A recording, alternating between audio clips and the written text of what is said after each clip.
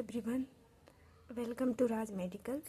आज हम जानेंगे सोशियोलॉजी के इम्पॉर्टेंट टॉपिक्स एंड क्वेश्चंस के बारे में जो कि 2026 के एग्ज़ाम में ज़रूरी आएंगे, जो कि हमारा जनवरी में है। जिसमें सबसे पहले हमारा chapter first, introduction of sociology. इसमें हम पहला क्वेश्चन है, define nature, scope and importance of sociology. Sociology के नेचर, स्कोप और इम्पॉर्टेंस के बारे में लिखना है, ये 10 नंबर में आता है। सेकंड हमारा importance of sociology in nursing. Sociology का नर्सिंग में क्या इम्पॉर्टेंस है। सेकंड चैप्टर है हमारा सोशल स्ट्रक्चर, ये काफ़ी ज़्यादा इम्पॉर्टेंट चैप्टर है। Basic concept of sociology, society के बेसिक कॉन्सेप्ट क्या हैं। डिफाइन सोसाइटी, सोसाइटी की डिफिनेशन लिखिए। सेकंड हमारा डिफाइन कम्युनिटी, कम्युनिटी को डिफाइन करिए। एसोसिएशन एंड इंस्टीट्यूशन के बारे में लिखिए, मतलब इन तीनों को डिफाइन करना है। तीसरा है हमारा define nature of society, types and advantage of society. Society के नेचर क्या है, सोसाइटी को डिफाइन करिए। सोसाइटी के टाइप्स लिखिए, एडवांटेज लिखिए सोसाइटी के। उसके बाद है हमारा define social groups, meaning, characteristics and classification.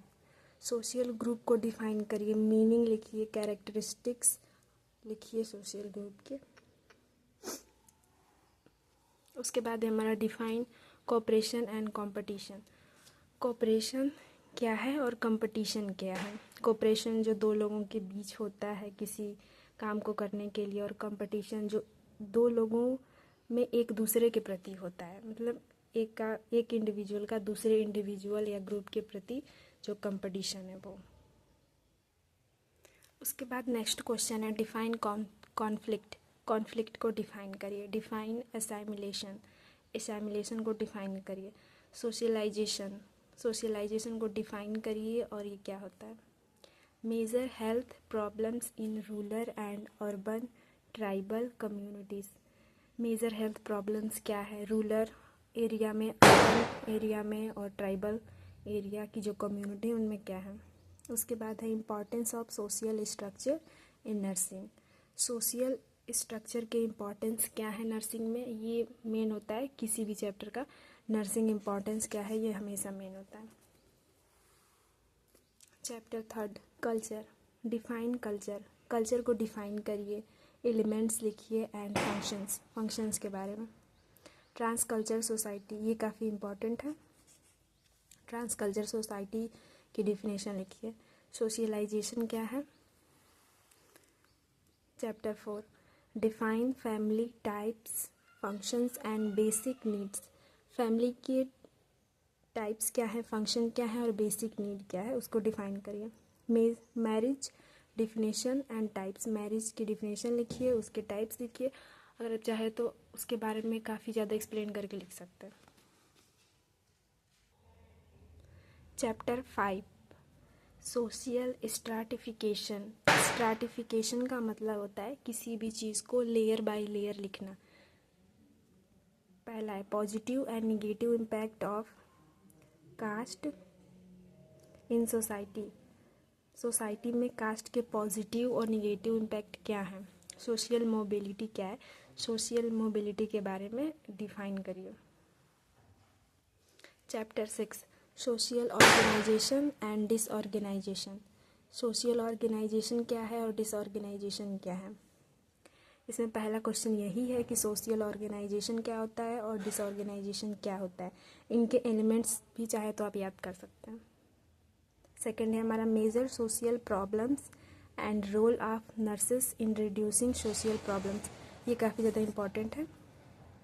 Major social problems क्या होती हैं, नर्सेस का रोल क्या होता है सोशल प्रॉब्लम्स को रिड्यूस करने के लिए। जैसे कि अलग अलग कम्युनिटी, अलग अलग एरिया में अलग अलग सोशल प्रॉब्लम्स होते हैं, हेल्थ को लेके, किसी कल्चर को लेके।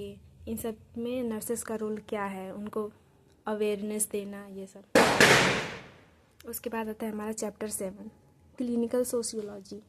क्लिनिकल सोशियोलॉजी में ज़्यादातर आप यही याद कर सकते हैं कि क्लिनिकल सोशियोलॉजी क्या है, इसका मीनिंग क्या है, उससे ज़्यादा कुछ इसमें आता नहीं है।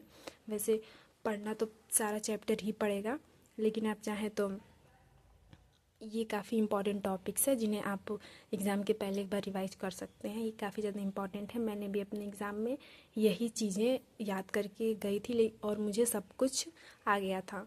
उसमें आप सोशियोलॉजी में ये होता है कि आप कुछ ना कुछ लिखिए जो भी आपको उसके रिलेटेड पता है।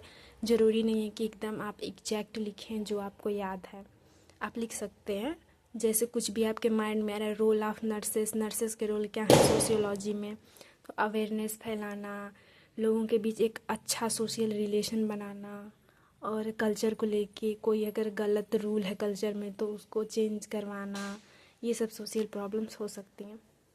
Thank you for watching.